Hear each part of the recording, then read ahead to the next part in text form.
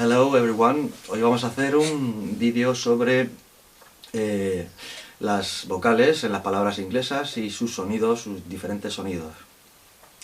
Pero antes quería expresar mi enorme agradecimiento a todos aquellos que me siguen en YouTube, especialmente a aquellos que me siguen habitualmente, que suelen ser pues, personas de Centroamérica y Sudamérica, México, Colombia, Chile, Perú, Argentina,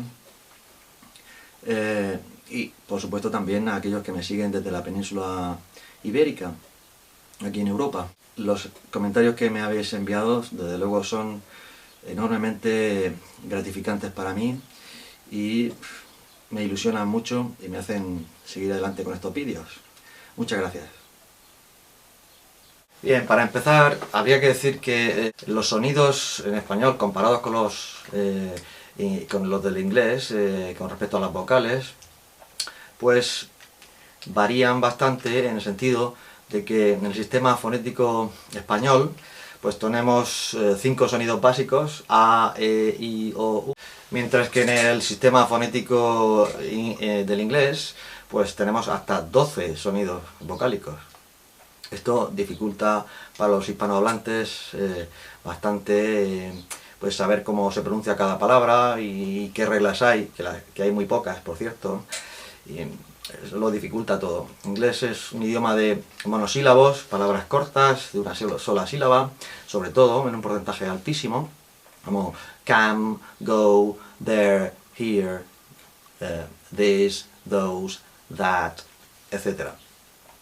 Hay algunas palabras de 2 sílabas, pero las que provienen del inglés antiguo, digamos, suelen estar compuestas de 2 palabras de una sílaba, y luego las que tienen 2, 3, 4 y 5 sílabas, la mayoría de ellas son préstamos del latín, o del griego, o del francés, o del alemán, pero las que son inglesas, por así decirlo, la mayoría son de una sílaba.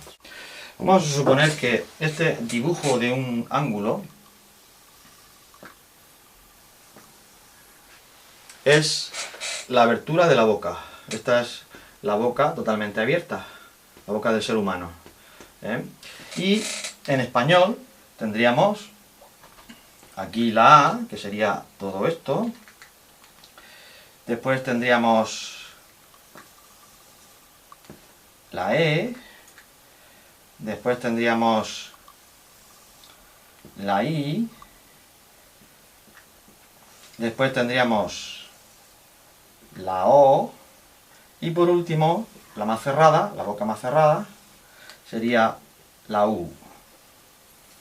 La boca abierta, totalmente abierta, tendríamos A. La boca un poquito más cerrada, la E.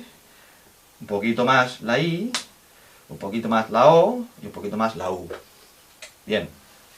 Pues lo que pasa en inglés, tenemos 5, ¿no? En inglés lo que pasa es que entre la A y la E hay otras aberturas. Podemos abrir la boca, cerrarla un poquito antes de llegar a la E. Y tenemos otros sonidos. De entre la E y la I, pues también tenemos otros sonidos. Aquí, aquí. Entre la I y la O, pues tenemos otros sonidos. Entre la O y la U, etc., tenemos otros sonidos. Eso es lo que pasa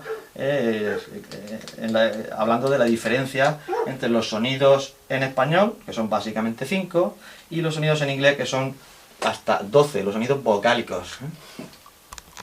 Voy a escribir con símbolos fonéticos, que en principio os pueden asustar un poco, pero que luego sirven para ver las diferencias de sonidos. Aquí estarían, vamos a poner los 12 sonidos vocálicos del inglés. Empezaríamos por A, el más abierto, una A abierta. Después tendríamos, cerrando un poco la boca, una especie de entre A y E, A. Después tendríamos una A, así, que es una A un poco más cerrada, A. Después tendríamos una A muy corta, también se llama schwa este sonido. Por ejemplo, en palabras como de o a, es una A corta. Después nos iríamos ya a la E, y la E es muy parecida a la española, muy parecida. Después tenemos esta E, que es una E larga y cerrada, tirando a O. Después tenemos una I corta, una I larga. Estos dos puntos quiere decir que es larga, A, E, I. Después tenemos una O larga, después una O corta, después una U corta y una U larga. Los dos puntos quiere decir que son largas. Vamos a poner un ejemplo de cada una de ellas. Por ejemplo, en A tenemos Fa, una larga. Entre A y E pues tenemos, por ejemplo, cat.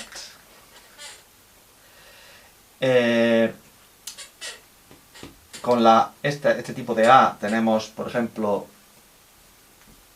but. Esta schwa tenemos, por ejemplo, about. Con la E pues tenemos muchas, por ejemplo, pet, es una E muy española, muy parecida a la española. Esta E larga no suele llevar E en la palabra, sino más bien I o U. Bird. O también, por ejemplo, turn. Turn. Con la I corta también tenemos muchas. Por ejemplo, sit. También tenemos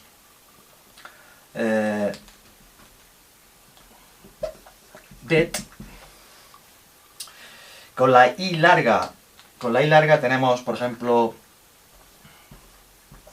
be, el verbo ser o estar. See, el verbo ver. Sea, mar, la palabra mar. Con la O larga tenemos, por ejemplo, for, para. Con la O corta tenemos, por ejemplo, hot, caluroso. Con la U corta tenemos, por ejemplo, este verbo modal en pasado, could. Y con la U larga tenemos, por ejemplo, boot, bota. Vamos a poner una oración normal y corriente. En este caso va a ser una condicional del primer tipo. Bien, esto, pues, un hispanohablante lo podría pronunciar todo mal, que es muy frecuente. ¿Por qué? Porque, por ejemplo, si nos centramos en la primera palabra, si os dais cuenta, todos son monosílabos menos money, que viene del francés, y por tanto, por eso es bisilábica, pero los demás son todos monosílabos, de una sílaba. Si esto lo decimos con una I española, if, lo estamos diciendo mal. ¿Por qué? Porque en inglés no se diría if, sino if. Es una I corta, es este sonido, que es entre I y E. Entre I y E. If. Bien. Después nos iríamos a, por ejemplo, I. Un español que no esté muy entrenado en pronunciación inglesa, le diría I, como si le doliera algo. Pero no es así. En inglés sería una A normal, digamos, parecida a la española, pero la I es más suave, más como esta. Entonces sería I. No I, sino I. I. ¿De acuerdo? Aquí tendríamos que un español poco entrenado diría primero cometería este error, es decir, have con J, mientras que es have es una aspiración muy suave, y esta A, por ejemplo, la pronunciaría una A española, abierta, grande, amplia, clara, have, y no es así, esta es entre A y E, have, ¿de acuerdo? ¿Qué pasa con la palabra dinero? Pues que la mayoría de los hispanohablantes dicen money, o money, y sin embargo esta O es esta A, ma, ni, money, ¿de acuerdo? No money, ni money, ni nada de eso. ¿Ves? Aquí volvemos a tener I, que ya hemos dicho que era I, es un diptongo con A, I, pero no es, la A es clara, pero la I no, I. Bien, aquí, con will, pues, ¿qué haría un hispanohablante? Pues decir will, ¿no? Will. Pero esta I es una I corta, como la de if, aquí. Entonces sería will. Aparte tenemos la L, que es más o menos como la catalana. Will. Aquí tendríamos otro diptongo, como aquí, ae, buy. Un hispanohablante diría buy, con la A y la I clarísimas, pero no es así, es buy. La I es claramente más suave y más tirando a E y más corta que la española. Esta A, pues la diríamos A, una A clara, como en español, pero no, es una schwa, es decir, una A cortísima,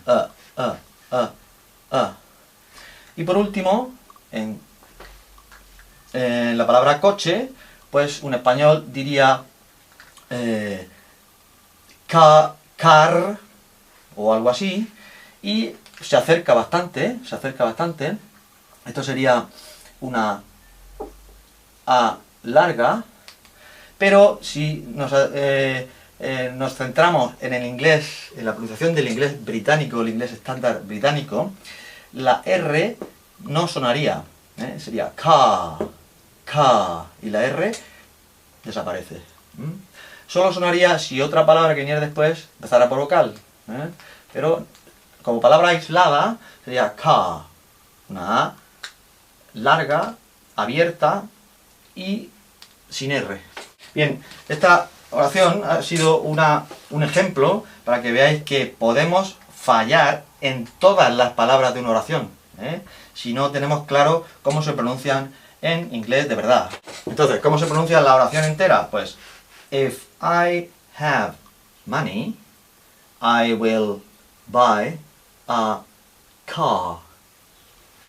Como curiosidad, os voy a poner palabras que se escriben igual en español y en inglés, pero lógicamente se pronuncian distinto y significan algo distinto. Por ejemplo, tenemos la palabra pan, el pan de todos los días, como alimento, y en inglés también existe la palabra P-A-N. ¿Pero se pronuncian igual? No. Esta es pan y esta es pan. Pan. Es una A-E que hemos visto antes, ¿verdad? Entre A y E. Y además significa otra cosa, significa sartén. Tenemos, por ejemplo, van, del verbo ir, ellos van. Y también tenemos la misma palabra en inglés, van. Van, también es A-E, van. Y significa furgoneta, nada que ver con la española. Tenemos can. En español, un can es un perro, ¿no?